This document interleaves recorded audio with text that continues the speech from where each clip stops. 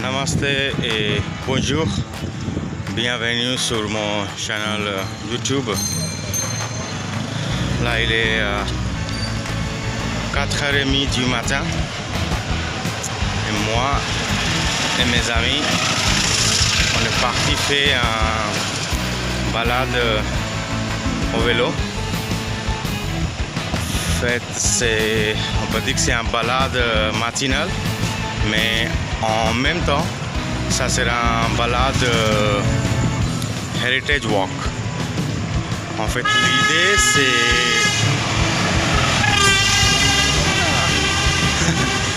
l'idée c'est de faire un tour autour d'un endroit qui est dans la ville Gaya. Le nom de l'endroit c'est Mangalagori. Donc, Mangalagori c'est l'un des anciens temples à Gaya qui est très connu pour les hindous. Mais par contre, à côté, dans les alentours de Mangalagori, il y a pas mal de petits temples hindous qui sont vus aussi, mais qui ne sont pas beaucoup visités ou quoi. Donc c'est le but de notre équipe. Chaque samedi, on a fait un heritage ride and walk dans les endroits qui sont anciens, vieux,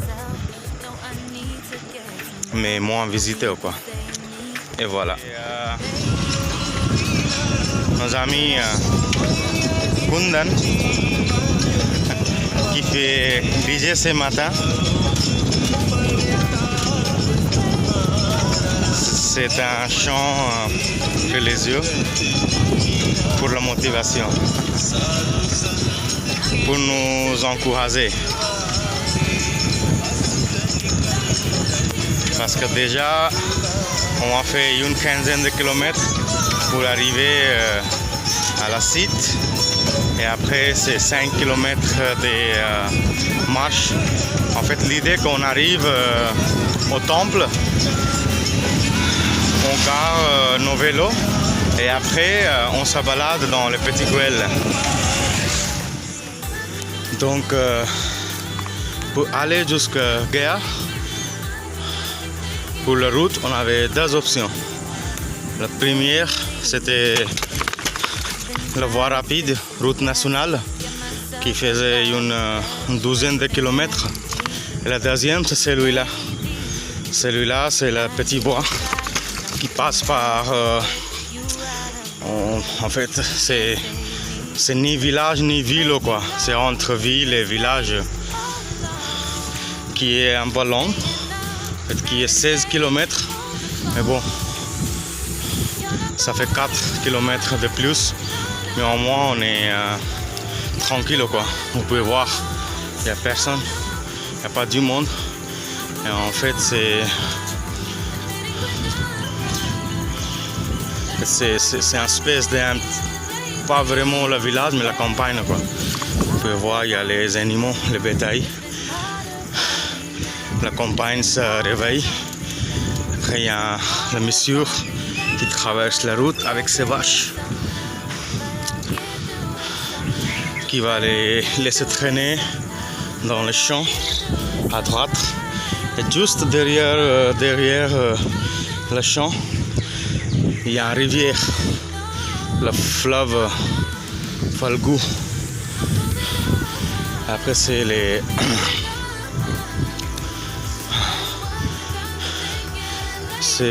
gens ici, ils font beaucoup d'agriculture. À la fin du mois, il y aura les plantations de rizières. Après, il y a des légumes, le blé, lentilles, les graines. On a fait notre premier arrêt biscuit, l'eau et pipi devant un très joli temple. Donc on a fait déjà 8 km. Et donc c'est toujours un temple hindou. Là c'est l'équipe qui se repose. Donc là, je vous présente Vicky, Mylène, Shravan. Shravan, c'est le dragueur des filles. Et là, c'est Kundan qui filme. Et après, c'est Amit. Amit, il parle chinois. Chinese, bon, Ni hao. Amit, il parle chinois. Il fait interprète chinois, anglais, anglais, chinois.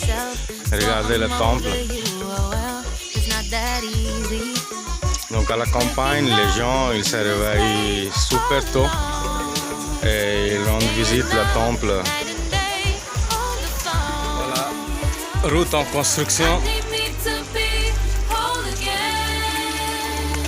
Petite diversion. Bienvenue au temple Akshayvat. Là c'est l'entrée, juste en rentrant, une espèce de dharamsala.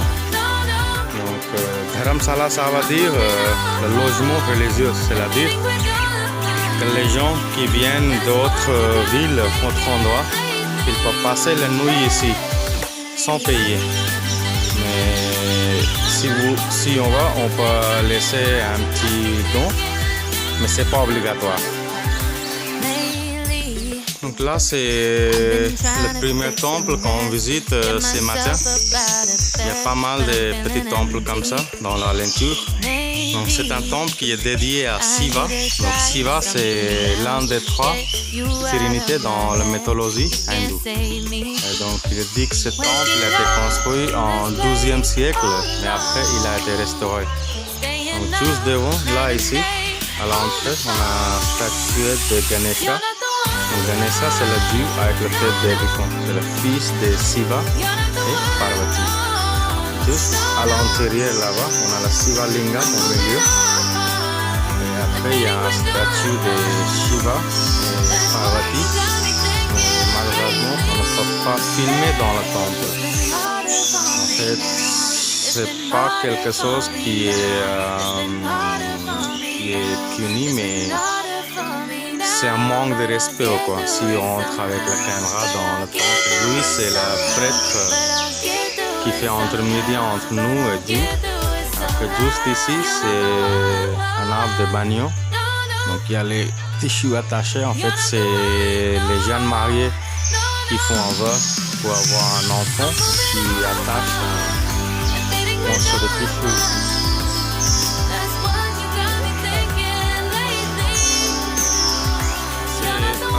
Le lac où les pèlerins viennent, ils se lavent et après ils entrent dans le temple là-bas. En même temps, les gens qui vivent à côté, ils font leur balade matinale au bord du lac. Et juste de l'autre côté, là on peut voir il y a des temples qui sont dédiés à Dieu Soleil, à Dieu Krishna et Dieu Hanuman. Pas mal de petits temples qui ne sont pas loin, en distance. Donc on a eu une idée. J'ai un ami qui habite par ici. Donc ça c'est sa maison. Donc on lui a demandé si on peut garer le vélo chez lui. Comme ça on est tranquille pour la balade. Deuxième temple de la balade. Celui-là aussi, ils disent qu'il a été construit en 10e siècle et après il a été rénové. C'est toujours un temple qui est dédié à Shiva.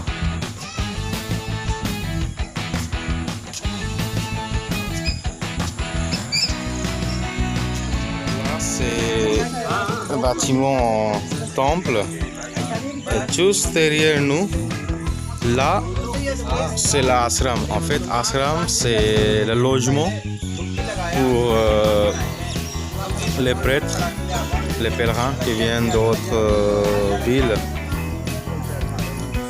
Et c'est à ashram qu'ils apprennent le yoga, méditation.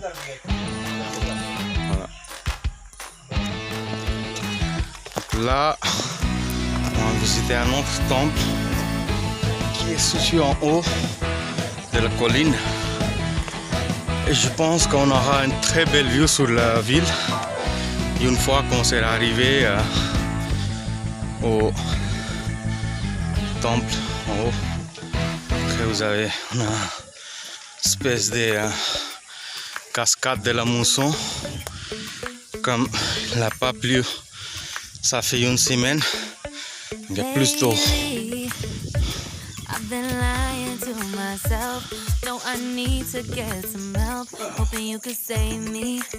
Donc là c'est le temple en haut de la colline. Donc celui-là aussi c'est un temple qui est dédié à Shiva. Après ils ont fait une espèce de mur. Donc par derrière il y a l'eau qui passe, en fait l'eau de la mousson, et après qui descend en bas. C'est un petit temple. Du coup on a une très belle vue sur la ville depuis ici.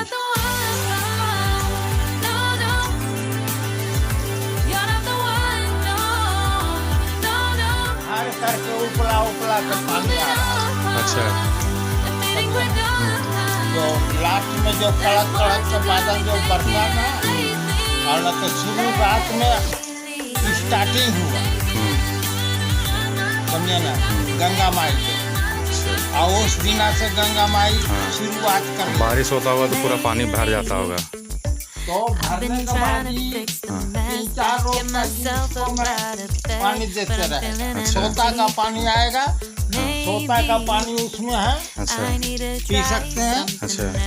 En fait, Monsieur Louis, c'est le prêtre ici. Il est en train de nous expliquer qu'ils ont monté le mur après. En fait, le temple, il date très arrière, entre 10e et 11e siècle. Mais par contre, le mur, c'est neuf. Donc, il nous explique que quand il pleut, derrière, il y a un petit espace où il y a l'eau. Et après l'eau, ça se coule en bas. Et après, depuis ici, ça descend en bas par là-bas. Il y a une espèce de tuyau naturel qui descend en bas. Et donc, on va dire que c'est une cascade naturelle, mais pendant le mousson, quoi. Et après...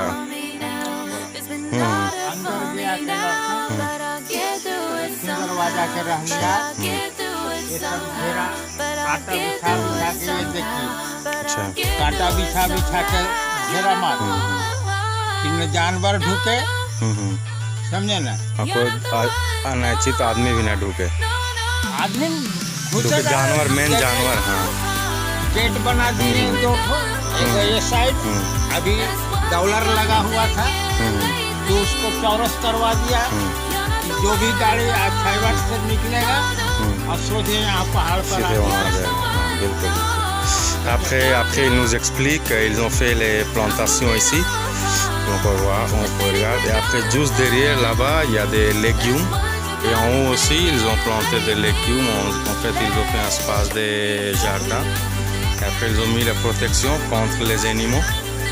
Et après, ils souhaitent qu'il y a beaucoup de monde qui rendent visite parce que c'est vraiment un endroit qui est caché et qui est magnifique aussi en même temps, quoi. Et le prêtre, lui aussi, il est très sympa, il nous explique tout. Et voilà, là ça commence, il y a un petit réseau d'eau.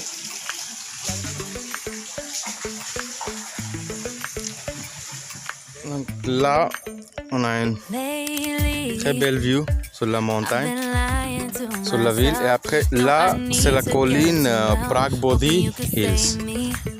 C'est la colline laquelle on a fait la parikrama, la tour religieuse. Juste là, ça c'est un Brahmjoni Hills. Et si vous pouvez voir le truc blanc,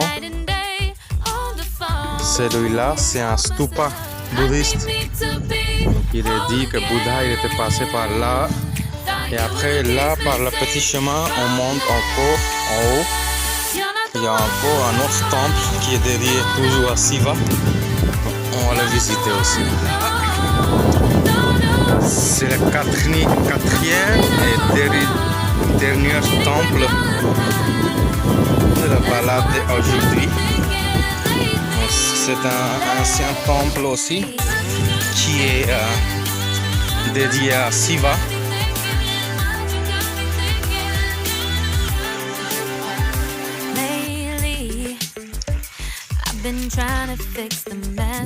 Voilà. On ne peut pas entrer à l'intérieur avec la caméra. Il est interdit de filmer.